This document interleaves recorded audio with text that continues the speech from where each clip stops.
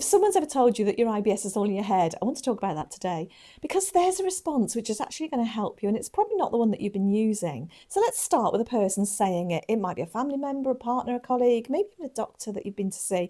When they say it, it feels really dismissive. It feels like they're telling you that your suffering isn't real, that you're making it all up, or maybe you're catastrophizing.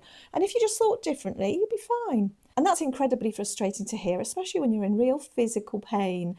But in reality, they are partly right. And understanding why that is actually one of the most useful things that you can do.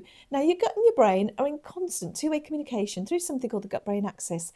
Your gut's constantly sending signals up to your brain's constantly sending signals back down. And in a healthy digestive system, those signals are well regulated. But in IBS, that communication pathway becomes dysregulated. The brain starts sending signals that put the gut on high alert, and the gut starts amplifying sensations back to the brain that are far more intense than they should be. So yes, the brain is involved. Significantly, actually. But that doesn't mean your symptoms are imaginary. It means your symptoms are being generated by a dysregulated nervous system, which is a real physiological process happening in a real physical body. The pain's real. The urgency is real. The bloating is real. The brain just happens to be part of how it's being created and maintained.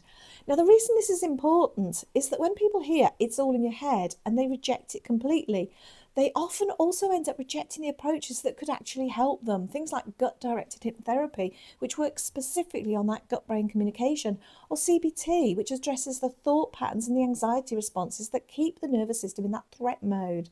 These approaches have decades of peer-reviewed research behind them, and they work precisely because the brain is involved. So what do you say to a person who says to you, it's all in your head? You can say something like, it's actually a bit of both, weirdly enough. The brain and the gut are talking to each other constantly, and mine have just got their wires crossed. It's not all in my head. It's just my head and my gut are both involved in causing that chaos. And if that person still doesn't get it, that's okay. You don't need them to understand it in order for you to move forward. What matters is that you understand it, because that changes how you relate to your own symptoms. The goal isn't to prove to someone else that your IBS is real. The goal is to stop spending energy defending yourself and to start putting that energy into actually changing what's happening in your nervous system.